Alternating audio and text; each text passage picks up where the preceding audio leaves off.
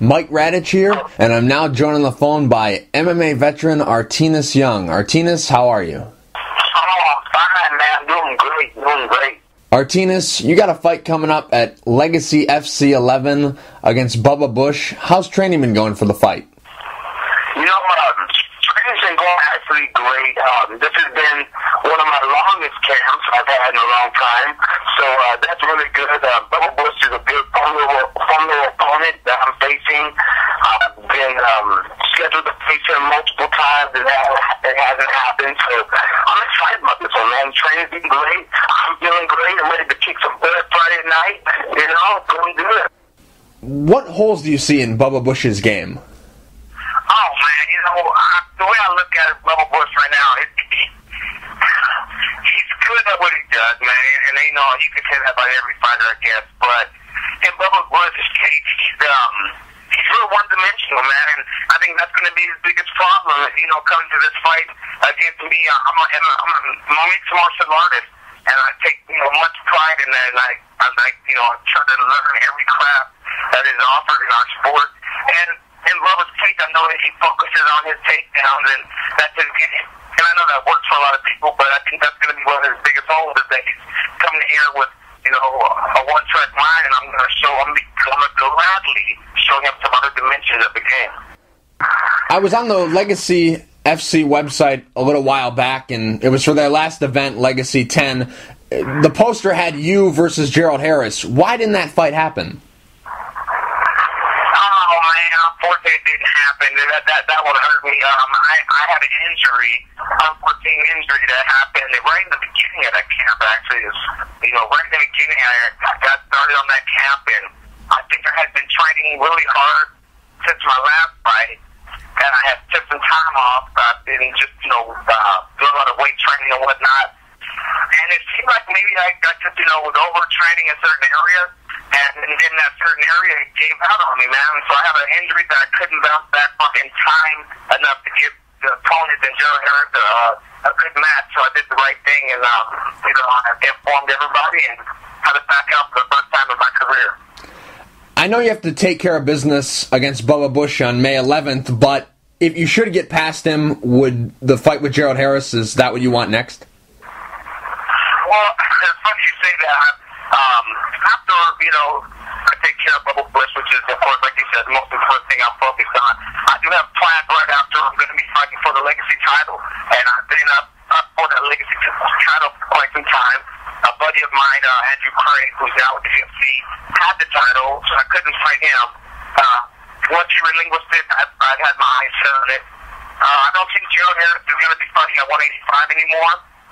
I've actually been speaking to him personally since that fight, and we actually plan to get together and do some training together, because he's dropping to 170, and I won't be making that drop anytime soon.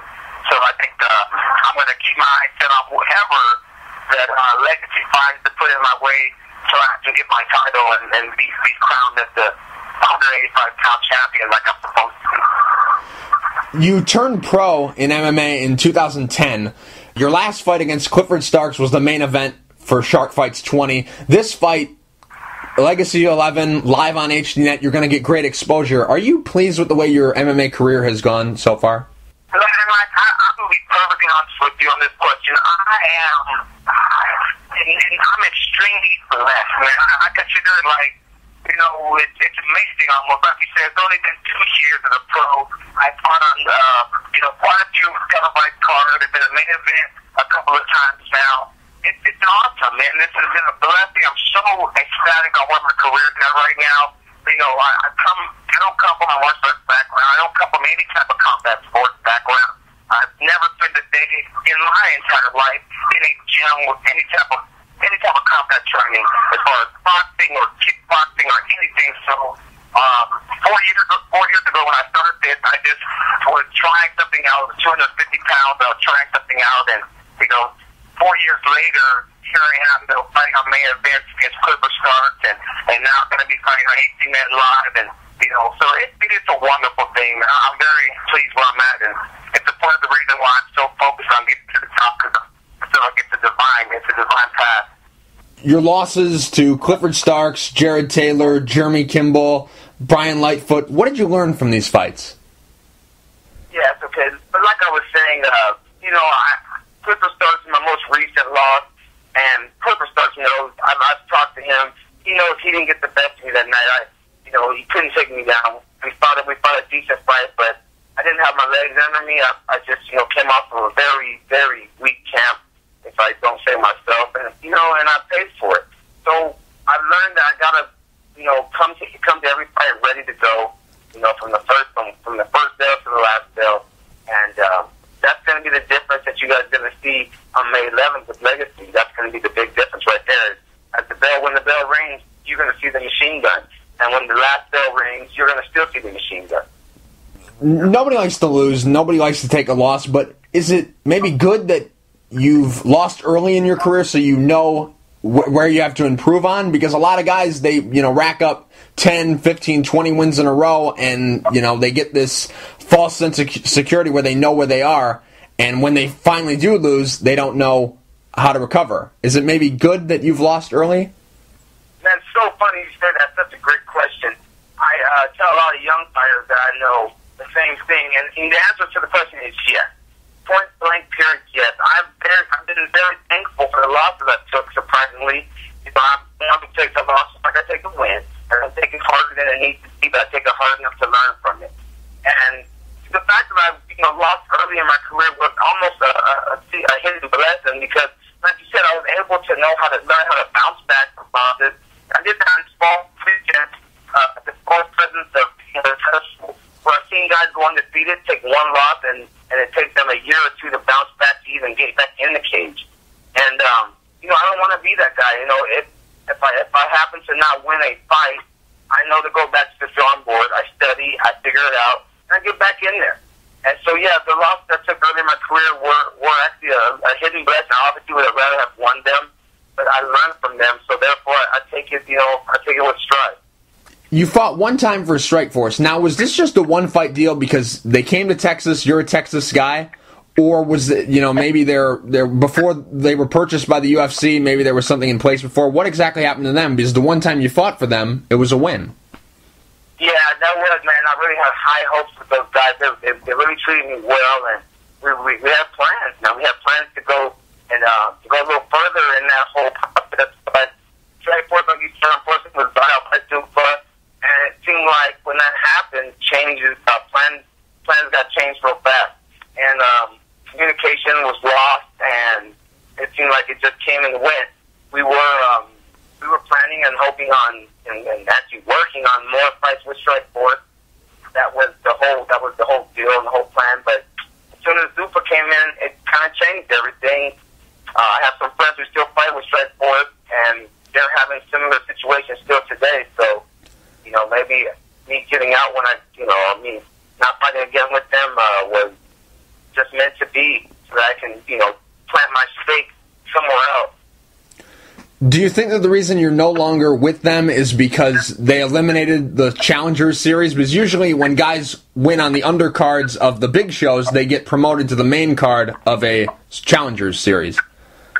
Yeah, exactly, and that was where we were headed, man. I have a couple of my buddies, Lionel Lanham, for instance, who was on the Challenger series, and I have Derek Brunson is another one of my teammates. But yeah, the Challenger series, where we were headed, we were going to go prove ourselves there.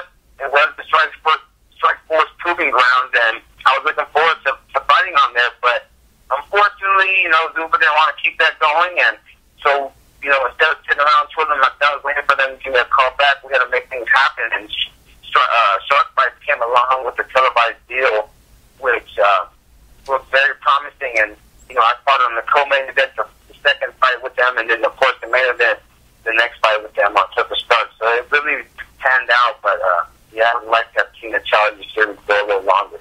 Your fight with Clifford Starks, I know you can't really play a game of what if, like, if I would have won, I would have been in the Zuffa umbrella, but do you think that a win over Clifford Starks, that fight, that would have got you back with Strikeforce or the UFC? You know what, I know for a fact that it would have gotten me right into the UFC. I was in negotiations with I was in very close negotiations with people who deal with Zuffa on a daily, and they were watching that fight very closely.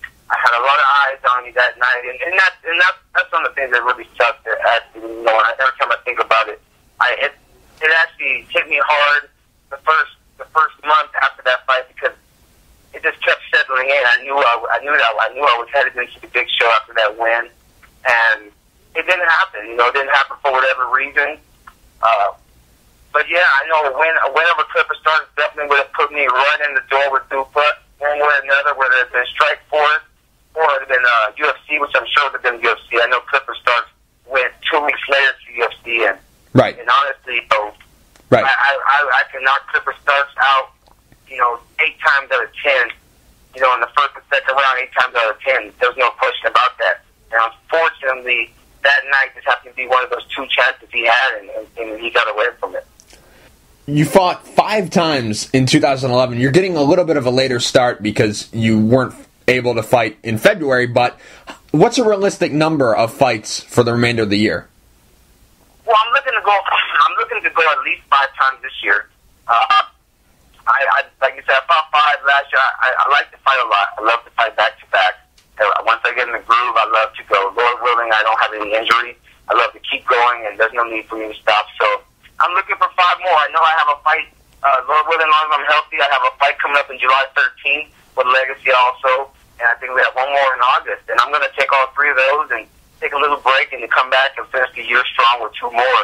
You know, and that's the plan. That, you know, as long as everything stays good and I stay healthy. So I'm looking for at least 5. If not, I'll take 4. Artenas, throughout this entire training camp, you've been doing a video blog that's been very entertaining. I've seen them all. I like it. Are you going to continue to do this for every fight from here on out? Well, you know, first of all, let me say thank you for watching that and giving me the feedback. I really appreciate that because it's awesome that people are giving me feedback. I did this, you know, the promoters asked me for Legacy if I wouldn't mind to do this, and I agreed on to it. I wanted to see how it was going to go and what type of reaction we're going to get from people and the feedback. And just hearing things like what you're telling me now, it does make me feel more inclined to put them out there and to give the people, you know, a little more of the entertainment value of this sport, man. I'm all about that. I know we are entertainers as well as we are fighters. And so, yeah, I would like to do every fight camp, you know, at least, you know, a few weeks of the fight camp behind the scenes a little bit and let everybody see the kind of, you know, the real machine gun. You know, the Artenas Young. That's me. And so yeah, I'm glad that you actually get a chance to see those, and I look forward to doing more. Yeah, they're really good. Another question I wanted to ask you was, how do you stay on track to make weight? Because all the food that you eat just looks so delicious. I wish you could have just seen what I just ate a minute ago, Mike. It was awesome, man. I just went to a Thai restaurant over here, one of the best in Houston, and it was great. But you know, my whole deal is, and I came all the way from 250, mind you. Right. So my whole deal is diet and discipline, and I'm very serious about this sport. Everybody knows that I've sacrificed a lot of things for this sport, and so when I look at it, at the end of the day, the diet in itself is the smallest thing that I can sacrifice. So I diet very, very, very precisely and very disciplined. I don't count my calories. I'm not one of those guys. What I do is I pay attention to what I'm eating and when I'm eating. And the closer I get to a fight, you know, the cleaner my food gets. The old cliche, but the cleaner my food gets. And I continue to clean it up and shorten the meals up. And it makes the making weight pretty easy. I've never had to sit in a sauna and make weight. You know, last day I've never experienced that. And I've, you know, dropped my weight class 3 times already. And I still have not yet had an experience, you know, sitting in the sauna and suffering like so many of my, you know, opponents and other teammates have. And so I attribute that to just disciplined diet and, you know, knowing my body. Yeah, because that shrimp fried rice with the sausage in it, oh my God, looked great. Dude, you know what? It's so funny. Man, I didn't eat that stuff, man. It's terrible because my buddy owns that place. And he comes and just ate some grilled fish, man, and some steamed rice, no lie. And he comes out to him with this. He's like, man, I want you to try this, man. I just had my chef make this for you. And I was like, oh, sweet. I opened it up, and it's like this, you know, shrimp fried rice and everything. I was like, wow. And right about then, we're going to do the blog. So I'm like, oh, man, well, we'll put this on the blog, man. This is going to be cool. And, you know, I ended up eating it later, I'll be honest with you. I didn't eat it then. And everybody comes to me later like, dude, that wasn't healthy, man. You can't be eating that stuff. But, you know, I have fun. I try to enjoy my food when I can. You know, eat my carbs early. I cut my carbs in the evening. I cut my meals off in the evening. I really try to be disciplined, man. But you got, man, when you ever come to Houston, you got to deal with me, Mr. Radich, and I'll take you out for a good meal. Yeah, definitely. Do you have like a food that you eat right after weigh-ins? Do you have like a meal, like maybe after a fight that you gotta have? Is there anything like that? Oh yeah. Now after weigh-ins, it's a little different than after the fight. After the weigh-ins, we still got to stay very clean. Got to be very disciplined. I just, you know, of course, carb up and try to eat a lot of the carbs. I normally go like the Olive Garden, you know, per se, something like that. But after the fight, oh boy, you know, depending on how close my next fight is, or sometimes even if my next fight's pretty close, I will spend that next day at a nice burger joint. You know, I love to get a big burger in. I got this big this burger place over here called Five Guys Burger. Yeah, we get. Yeah, that's a good burger, man. So I'll go enjoy me a Five Guys burger, and I'll go. You know, I may have a one day where I want to go get me some Popeyes fried chicken, man. Yeah. Some of that good stuff. So yeah, that's about it. Then I get right back into training mode. Yeah. And I tell you what, Mike, real quick, just so you know, like I said, when you come down here, you got to give me a call. My mother is by far one of the best cooks across the land. I got people from coast to coast that will vouch for her. So if we get her to cook you a meal, you'll never want to leave. So that's one of my big meals I look forward to. All right. Hey, if I'm down there, I'm gonna come look you up. All right. Artenas, how does the fight end with Bubba Bush? The fight ends with me standing up over his body, man, bowing out. That's it. And you know, and I mean that with all due respect to you, Bubba. You know, but that's the way this fight ends, man. It can't end any other way. It's gonna end, you know, TKO, KO. Me standing over him, me covered in his blood, me bowing out, emotionless, and, you know, doing a little circle around the cage with my arms out in the form of an airplane and letting everybody know I'm taking off. And that's my sign to the world that I'm taking off. I would do a strip around the cage with my arms out like an airplane, and, you know, that's all the celebration you're going to get out of me. I'm going to bow out, but it's going to end with, you know, me standing over him, me bowing out to the crowd, me covered in his blood, and me victorious. Artenas, real quick before I let you go, do you have any sponsors you would like to thank? Anything you want to say to the fans? Yeah, definitely. You know, real quick, I would like to give a big shout out to Limelight Image. You know, Limelight, she's awesome, man. She's out there, you know, supporting our scene out here in Houston and putting up those blogs that everybody's enjoying. She puts a lot of work in on those. So I want to take a big thanks to her and all the other stuff that she's doing. And, you know, my other sponsors out there, my team, basically 4 Rounds in Jackson's camp. You know, those are my teams, and I want to give a big shout out to them and everybody else out there who you know, I may not be thinking of right now, and he's the moment. I want to thank you guys. You know, my mom and guys like you, Radich. You know, honestly, guys like you who are going out there looking into the scene further than just the surface. You're looking into the fighters. You're finding out who they are. You know, giving us a chance to express ourselves like this. I want to thank you, and you know, and that's about it. MMA, also big shout out to MMA. They're doing great out here. Artenas, thank you for taking the time to talk. I really appreciate it. Good luck at Legacy FC 11 against Bubba Bush. Oh yes, man! Don't miss it. May 11th, 18net live. Holler at me at mgnation.net. Again, mgnation.net. Thank you, Mike. Man, God bless you.